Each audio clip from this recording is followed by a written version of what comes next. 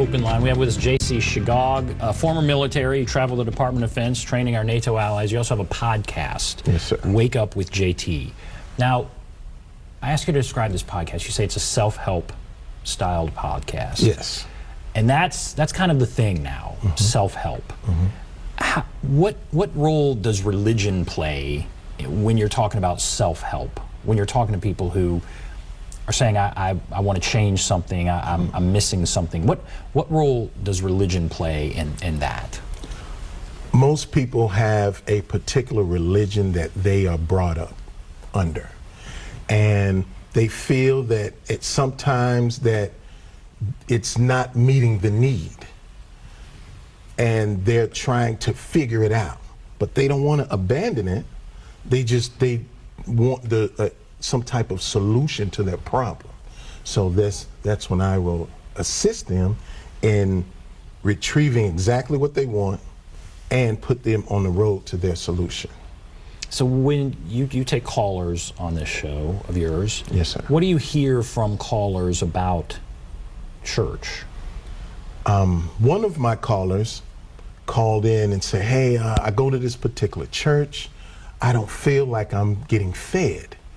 And I asked them, well, what do you mean you don't feel like you're getting fed? Well, I feel empty when I leave. I say, well, are you in search of the inspiration, motivation, the education? What is it that you want? She said, well, I want all of that. I said, well, you want it each time you go? Yes. I said, well, your expectations might be a bit high. You need to manage the expectations. One Sunday you might get motivation. Another Sunday you might get the inspiration. Another Sunday you might get the education that you're looking for. But you find people who also are looking to be entertained. And we have to figure out if that is exactly what they want. And I believe that that's what she was wanting. She was wanting to be entertained. And in that entertainment, receive these nuggets. And I was like, well, it doesn't always come like that. And that was what I was going to ask, essentially, is you get calls like that. How much of it is the caller's kind of responsibility when they're saying church isn't meeting my need here or there? How much is it the caller's responsibility, do you think, or the individual's responsibility? And how much is the church? Yeah, I'm going to say about 98% of the time it's the caller's responsibility, because they are not managing the expectations, or they are looking at something of a pretend nature, like a TV show or a movie. They say, oh, this is what I want for my church. Well, that's set up to be that way because that's entertainment. It's a movie. It's a TV show. It's not like that in real life. So we have to separate the two. And that's why so many people, it seems like, turn to self-help. They feel like churches aren't getting them what they want, and so they go to self-help. Yes. Do you think that's true? I've seen it personally. A lot of them, I've been in this church my whole life and I don't feel like I've grown. So I asked them, what direction are you want to grow? How you want to grow? What is it that you feel you're lacking? And once I find that out, I said, okay, well, this is what we're going to do. We're going to work on different parts of you. That way you don't have to rely on someone else. You're going to work on those. This is your responsibility, because that preacher, he went to school, that pastor, that bishop, they went and got what they supposed to get. Now it's your turn to get what you supposed to get. And I help them in that direction. And is that's sort of, I guess, individualized.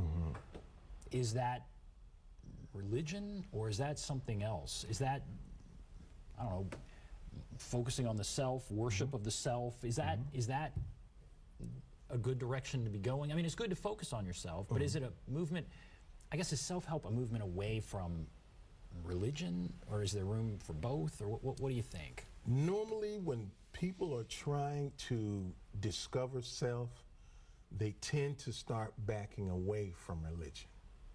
They tend to back away from religion. The individual concept that I teach is the indivisible dual, the inseparable two. you're right, you're left, you're good, you're bad, you're happy, you're sad, your brain, your body, your flesh, and your spirit. So once they figure the individual concept, once they figure that out, now they're able to move on to correcting what is wrong or what they feel is wrong with themselves. And some people will still hold on to their religious beliefs and say, well, I thank God that he brought me to you, or he brought you to me, and that I'm able to correct this about myself, and now I can praise God better. But a lot of people, they do move away from religion once they start figuring out, okay, it's my responsibility. But I hate to hear that. I mean, that's unfortunate. And how does that change? Because we're in a culture now where everyone's focused on, so many people are focused on themselves. So many people are turning towards self-help. You know, how does religion work in that world? Religion can, it can work if, like your centers, like your churches, your mosques, your temples, if they have a way, an avenue to help the individual to be more open. Instead of just saying, do this, do that, do this, do that, you'll get better. You eventually see it. They need a little more attention. This new generation, they need more attention, and they're looking for more attention. So they tend to go to that place or that person that's going to give them that individual attention. But the other thing is to get outside of yourself and to serve others. And churches can do a great deal to help with that. I mean, a group of people can do more than an individual. That's right. And so the notion, I guess, when you're talking to people in self-help, of getting out of yourself and doing something for somebody else, you know, how much does that play into what you talk about and self-help in general, and just making you feel better? It plays when the person realizes, okay, I have a path now. And once they discover their path, they can now reach out. Because first, if you are driving down the street in a barely functioning vehicle, you know, you're constantly having to give it attention. Well, if you give it the attention it deserves, it'll take you where you need to go. Now you can help people along the way. Most people are driving in that barely functioning vehicle. And once they get their vehicle, their self-vehicle, straightened out, now they can go out and, like you say, reach out, because now they just reached in previously. And why did you get started in this?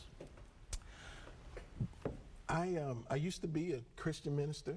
I was a Muslim minister. I studied comparative religious studies in Germany, and it took me a lot of places, and I saw a lot of different things, and it put me in a mindset that there's other people out there like me. They're seeking, they're looking, they want to grow, and they don't necessarily know how. So I don't put it on the religion, I put it back on the person and how they're viewing the religion. And once I do that, then they fix themselves, and now they can be a better Christian, a better Muslim, a better Buddhist, you know. So it has its pluses. And how did you get this? Why a podcast? Why did you say, okay, now I'm going to do that? One of the people that I've been assisting, they suggested a podcast, and I turned it down at first. No, you know, I don't do nothing like that. And then I come across one of my martial arts students. I teach martial arts, and he's the owner of Brown Brother Productions. And he said, hey, you need a podcast. He said, people need to hear this. And I said, that was kind of a confirmation of what someone else told me. I said, well, let me try it. And we've been doing decent. We've been doing decent. You know, I've been getting some good feedback, and it motivates me to do more. And the essence of what people would take away if they listen. When that person told you, you need to do this because people need to hear this, what was the essence of what it is he feels like people need to hear? In the application of the individual concept, there is a gardener and there's a warrior. And we spend a lot of time working on our gardener side and not our warrior side. We realize that life is a battle, and there's battles that we go through in life. So my podcast, Wake Up with JC, is the essence of life is a battle. Allow me to wake up the warrior in you, because now you can confront your problems instead of ignoring them. Because people tend to falter and or fall with the same problems over and over again. But if confronting that problem and confronting that problem properly, then it's no longer a problem. So now you can step over it, step aside, avoid it, instead of it crashing into you every so often. And now you're feeling down, you're feeling helpless, you don't know what to do next. I help raise that warrior side. Societies has helped you with the gardener side.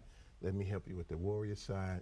And now we're balanced. And what are some things people should do to raise that side, the warrior side? What do you mean by that? Not being afraid of confrontation. A lot of people is afraid of confrontation. Not being afraid of it, and you don't have to be violent in order to handle confrontation. You can handle confrontation by confronting it, realizing that's what it is, and not avoiding it, not hiding from it, or not making it someone else's problem, giving it to somebody else. It's yours, deal with it, that's gonna help you grow.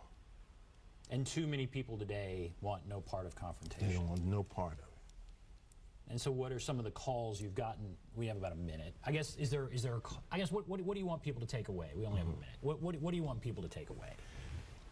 I want everyone to know that in your life, you have the ability to handle your situation.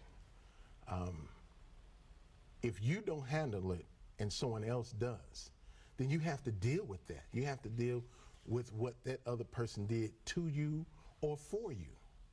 But if you deal with it, you can handle it how you want to. Well, that makes sense. JC Shagag, thank you for being with us. Thank you for having me. Thanks for coming on, talking about that. Thanks to all of you for watching Issues of Faith. Have a great day, everybody.